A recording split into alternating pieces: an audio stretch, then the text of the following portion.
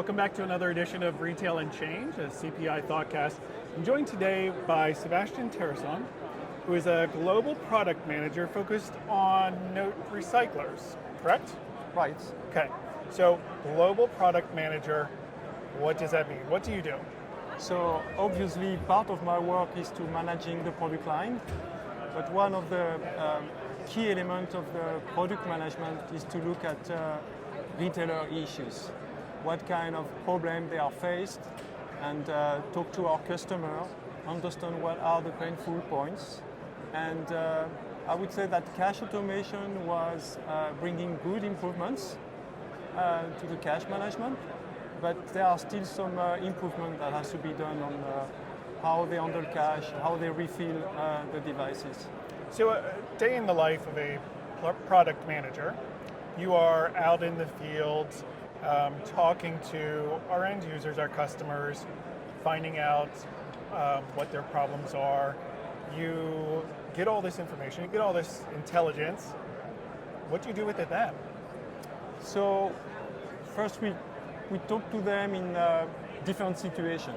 We talk to them on the show, we talk to them in the stores, we go in the store by ourselves, and we are also experimenting their devices, we are observing, and then we are compiling all of this. And once we believe we have some improvement that we can do on our product to improve the situation, then we are modifying our products to deliver those solutions they are looking for. So you've been here at CPI how long? How many years? I have 19 years. 19 years. Almost 20 years at CPI. Okay. I started with manufacturing.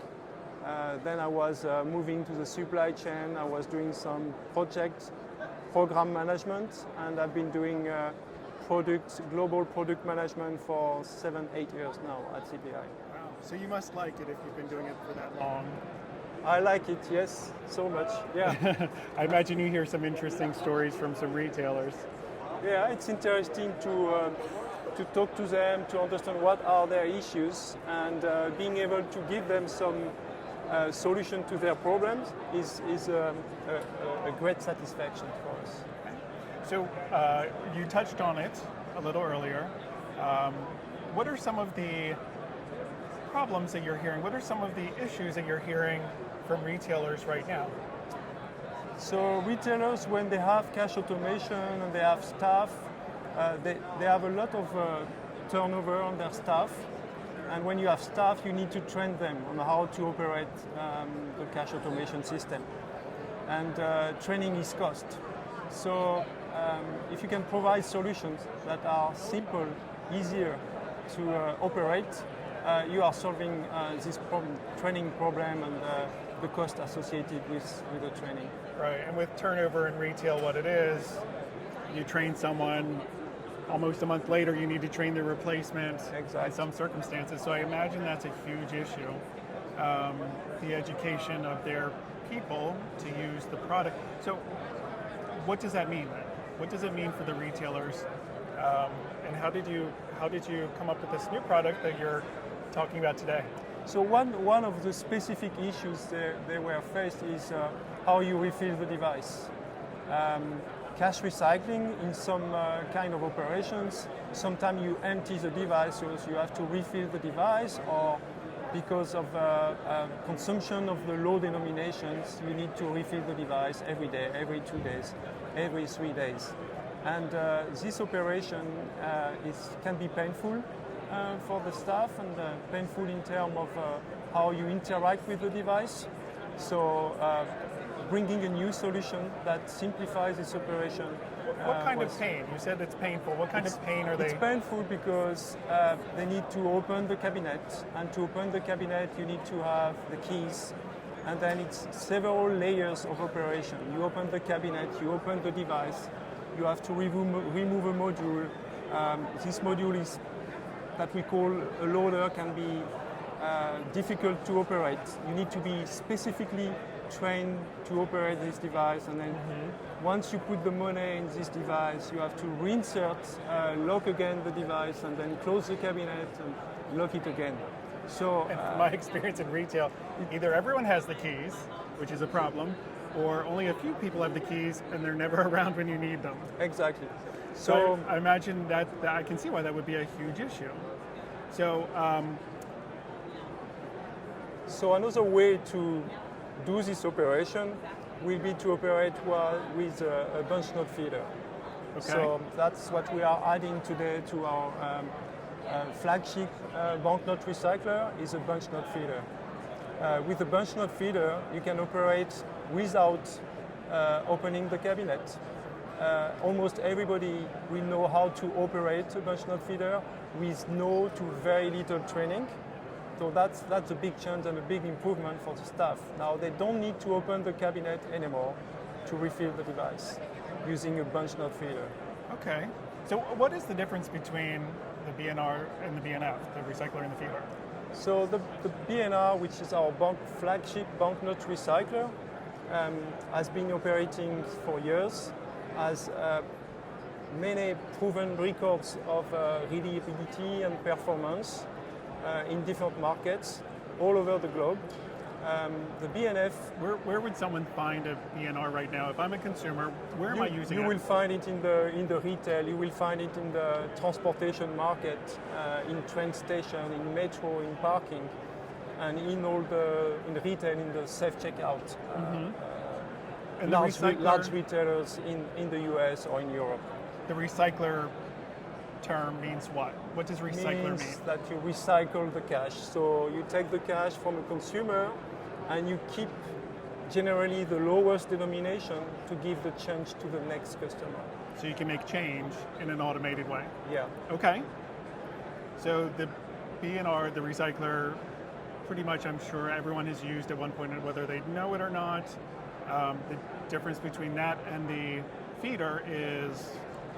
So the feeder, the bunch feeder provides the ability to the staff to refill from outside a bunch of notes, kind of up to 50 notes, 50, and the BNR with the bunch note feeder will process these banknotes in less than 25 seconds to refill the device. So it's very fast, very convenient, and very efficient for the retailers. Okay. Well, it sounds like the recycler is a big benefit for consumers, right? They get to automated way without interacting with people. They can pay for things and get their change back in notes.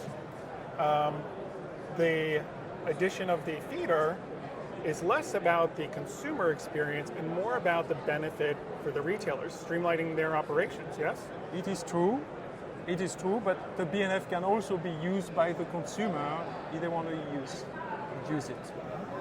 So if it's a high dollar value... It's a high dollar value and they want to pay with a large bunch, they will be able to put the bunch and the BNR with the BNF will process this cash and will accelerate the transaction and reduce the transaction time. So faster time in the checkout. It's faster, yes. Interesting, okay. How much faster? Like what are we talking here? So if you insert one by one, that will take 2 seconds between every note. I mean, that's what a human can do when you pay cash. That's if you put a bunch, that will be 4 times faster. So the processing time will be reduced divided by 4. Okay. So it's a great improvement. Awesome. So we recently introduced this. We've seen, what was the reaction? What have you heard from the marketplace to this product? We get very positive. People are impressed by the speed of the bunch node feeder, and they really like it, and they also like the fact it's very simple to refill the device, as I just explained. So what would be a good use case for this? Who would be for any retailer out there who might be interested, what do they look like? What kind of business do they have?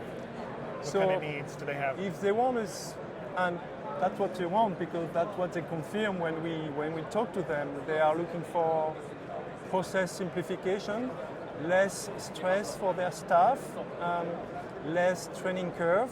So if they move to the BNF, they will get the benefit of high-speed refilling capabilities when they need to refill the device. And they generally do that before the opening of the store. And with this feature, they can do that very, very quickly. Okay. And the reaction from the marketplace so far with the introduction, what have you been hearing? I mean, positive, very positive, and there are also great feedback on the fact that the way we design our bunch node feeder was protecting our device from debris acceptance. What we see in the market, what we see on the products that are already available from the competition, is that these bunch node feeders that are in the competition, they are prone to accept debris, coins, credit card, and we've seen, talking to the retailers, that end users, customers, they don't do it on purpose, but sometimes they are trying to insert a credit card or coins, or forget they could forget the paper clip on the banknote, and they are trying to insert this in the device. And if you are not protected against debris, all these debris get inside the device and generate issues, which is, generate service calls, which are costly for the retailers. They are breaking the operations. The way CPI was designing the bunch node feeder is protecting the device from the debris. They are all stopped at the entrance, so they are not getting inside, so we don't get the service calls associated. Okay, so it's debris proof, Exactly. essentially, which makes it different from anything else on the market. I imagine that was an engineering feat. Congratulations for overcoming that. It was a product management requirement after we talked to the retailers, but it was very well executed by our engineering team, yes. Right. Better experience for the customer because the machines go down less, fewer service costs. I imagine the benefits for retailers could be great with something like this. It was important that, yes, we had a new feature, that's a bunch node feeder, but with a new feature, we didn't want to add new problems. Okay. Like the debris acceptance, which is really a problem when you start doing bunch acceptance. Sure. And you mentioned not introducing new problems. What changed with the BNR to make the BNR BNF? Because it's really two products in one. So what did you have to change on the BNR? Because it's a rock solid product. A lot of people love it. What's changed? Yeah, thank you for the question. Yeah, it's almost nothing, I would say, because the BNR was already designed to be expanded to a BNF feature. So all the fixing points, the communication points, or the power needed to operate the bunch node feeder module were already present in the BNR. So all the focus of the engineering was on designing a new bunch node feeder module without changing anything inside the BNR. Okay, so those who are used to the BNR, there's no learning curve. It's the same as it's always been. Any retailer that is using the BNR today, they will see the same product using the bunch node feeder. Okay, and is it?